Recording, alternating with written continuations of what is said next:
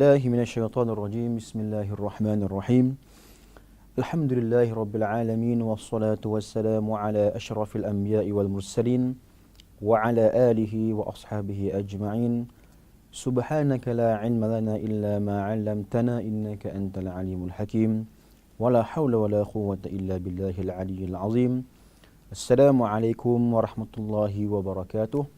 Bersama saya Ustaz Muhammad Syahid dalam rancangan Ijaz Al-Quran Al-Karim. Sedang pendengar sekalian, penonton sekalian, kita menyambung perbahasan berkenaan tentang kesihatan dalam Al-Quran Al-Karim. Allah mengatakan, "Hurrimat 'alaikumul maitatu wad-damu wa lahmul khinzir wa ma uhilla li ghairi Allahi bih wal munkhaniqatu wal mawqudatu wal mutaraddiyah wan natihah wa ma aksabu illa ma dhakkaitum." Al-ayah. Baik tuan sekalian, ayat yang panjang, dan Allah mengatakan diharamkan kamu untuk makan sebarang bangkai, darah, daging-daging khinzir dan segala perkara yang disembelih bukan kerana Allah Subhanahu Wa Taala. Antara lain pula haiwan khaniqah yang mati tergantung. Okey. Bangkai juga. Wal mawqudah, haiwan yang mati jatuh gaung ataupun sebagainya. Wal mutaraddiyah, haiwan yang mati jatuh dari tempat yang tinggi. Okey. Dan kemudian wan natihah, haiwan yang mati kerana mereka bertarung antara mereka, yang ditanduk, yang mungkin diterkam oleh haiwan lain dan sebagainya. Tapi yang penting poinnya ialah kita diharamkan makan bangkai. Antara bangkainya contoh sedemikian, yang mati tergantung, yang mati dibunuh haiwan lain, yang mati ditanduk haiwan lain, yang mati jatuh gaung dan sebagainya. Itu semua merupakan bangkai. Apakah itu bangkai? Bangkai ialah haiwan yang halal dimakan, tapi ianya mati dalam keadaan yang bukan disembelih dengan sembelihan syar'i. Adapun haiwan yang tak halal memang tak akan halal lah. Harimau, singa itu memang tidak akan halal. Okey, baiklah. Cuma haiwan yang halal seperti kuda, seperti lembu, ladang dan sebagainya halal dimakan. Tapi kalau ianya mati bukan dengan sembelihan syar'i, maka ia haram dimakan. Ia adalah bangkai. Baik tuan sekalian, Islam mengatakan, Allah mengatakan jelas bangkai haram dimakan. Bangkai telah dimakan. Haiwan yang halal dimakan ialah haiwan yang disembelih dengan sembelihan syar'i, melainkan ikan dan juga belalang. Ikan tak perlu sembelih, belalang tak payah sembelih. Baik tuan sekalian. Maka di sini mungkin orang yang di zaman moden akan mengkaji apakah hikmah Allah mengharamkan bangkai. Seperti kita lihat minggu lepas, Allah mengatakan Allah mengharamkan kita untuk menggauli isteri yang sedang haid. Adakah hikmah? Ada hikmahnya. Juga dalam hari ini kita lihat Allah mengharamkan insan manusia makan bangkai. Haiwan yang mati bukan dengan sembelihan syar'i. Maka tuan-tuan sekalian, kita lihat bagaimana dalam Islam bila Allah mengarahkan sedemikian ada rahsianya. Maka dikaji oleh Syekh Az-Zindani, ulama sains Islam yang terkenal di Yaman. Maka kata Syekh sekalian, Syekh ini mengatakan orang dahulu, orang jahiliyah, mereka ini mengagungkan bangkai. Terutamanya bangkai yang disembelih untuk berhala-berhala mereka. Untuk berhala-berhala mereka. Maka dengan bangganya akan membawa bangkai tersebut dipersembahkan di hadapan berhala mereka, dan mereka akan mengagungkan bangkai tersebut dengan keberkatan berhala mereka. Mereka sangkakan sedemikian. Maka Islam datang dengan awal mengatakan hurrimat 'alaikumul maitah. Bangkai haram.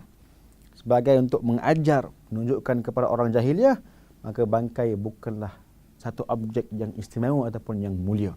Baik tuan sekalian. Itu dari segi fahaman kepercayaan. Islam menafikan semua itu. Islam mengatakan bangkai bukan benda yang mulia. Okey, tapi apakah gambaran dari sudut sains? Maka tuan sekalian, kata ulama sains mereka mengkaji bangkai ini yang mati secara bangkai, dibunuh, jatuh, bergaduh dan sebagainya binatang. Maka ianya pada dalam tempoh 1 hingga 5 jam setelah ia mati, ia menjadi bangkai, maka bangkai tersebut akan mula menjadi kilang kepada penyakit, kuman dan bakteria. Baik tuan sekalian, kita lihat bagaimana Allah kajian mengatakan haiwan yang hidup, yang masih hidup, dia memiliki banyak pendinding. Arti kata banyak pertahanan diri, imun mereka. Dari segi perut mereka ada pengimunan, ada pendinding, ada pertahanan yang kuat, kulit mereka ada pertahanan, sel mereka ada pertahanan, darah mereka ada pertahanan dan sebagainya. Semua ada pertahanan, tuan sekalian. Tetapi ini semua akan terhenti bila nyawa mereka atau mereka mati dalam keadaan menjadi bangkai. Bila darah mereka mati tak terkeluar. Kalau kita sembelih, tuan sekalian, darah keluar, maka mengeluarkan segala masalah dalam tubuhnya. Itu haiwan yang sembelih, haiwan yang halal dimakan. Kita dah buang bakterianya melalui darah. Sebab haiwan tersebut tidak menyimpan darah. Tapi kalau bangkai, bila mati bukan dengan cara sembelihan, mati jatuh, maka haiwan itu menyimpan darah yang busuk, darah yang berpenyakit dalam tubuh dia. Maka ia akan merosakkan seluruh tubuhnya. Maka bangkai itu merupakan kilang kepada segala penyakit dan bakteria. Itu Islam mengatakan hurrimat alaikumul maitah, haram pada kamu untuk makan segala macam bangkai. Dua sebab. Pertamanya arahan Allah Subhanahu Wa Taala. Keduanya ialah ia mengandungi banyak kesan buruk kepada manusia kalau kita makan binatang yang telah pun menjadi bangkai. Kerana apa? Kerana ia menyimpan segala bentuk darah, dan darah itu merupakan punca ataupun tempat merebaknya bakteria dan kuman-kuman yang jahat ataupun yang negatif. Baik, tuan sekalian. Kemudian, tuan sekalian, setelah kita melihat bahawa bangkai ini haram, bangkai yang macam bentuk, yang penting haiwan itu mati bukan dengan cara sembelihan. Kita lihat juga seorang doktor bernama John Hanifer Larson, doktor daripada Amerika Syarikat.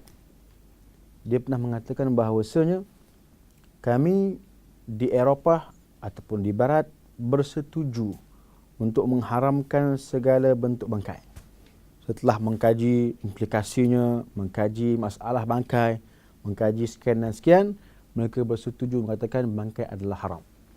Okey, tuan sekalian. Tetapi tuan sekalian, bagi kita orang Islam, kita telah pun tahu bahawa bangkai ini bukan saja haram semalam, bukan saja haram tahun lepas, bahkan ia telah pun diharamkan sejak sekian lama.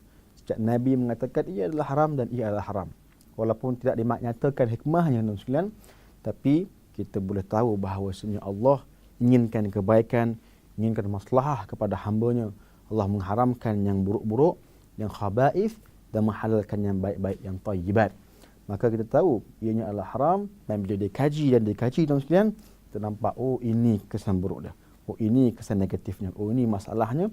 Kita sebenarnya telah pun mendahului orang Barat dari segi pengamalan yang haram dan yang halal.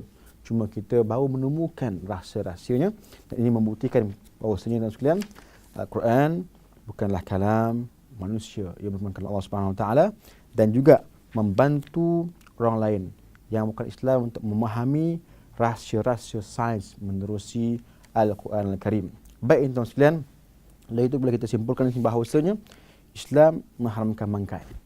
Bawa bangkai, daripada darah dan khinzir ada lagi. Cuma bangkai kita dah faham. Kerana apa? Kerana bangkai merupakan mustauda' ataupun kilang kepada segala bakteria, segala kuman-kuman negatif dan kuman yang bawa penyakit. Itu kita diharamkan makan bangkai. Itu, tuan sekalian, jikalau ditanya kepada kita mengapakah kita haram makan bangkai, itulah jawapannya. Dan kalau kata adakah itu diharamkan kerana setelah dibuat kajian sains? Tidak. Kita katakan ia diharamkan sejak awal lagi, sejak zaman Nabi dah diharamkan. Dan Nabi dapat wahyu dari Allah Subhanahu Wa Taala untuk mengharamkan segala perkara yang berbahaya atau perkara yang negatif. Maka ini buktinya Islam adalah agama universal yang mengikut kehendak dan keperluan manusia, tuan sekalian. Baik, nanti kita akan sambung pengharaman tentang darah pula, insya-Allah. Setelah kita melihat pengharaman tentang mayat atau pembangkai, kita akan lihat sambung nanti akan datang tentang pengharaman darah dan juga daging khinzir, insya-Allah.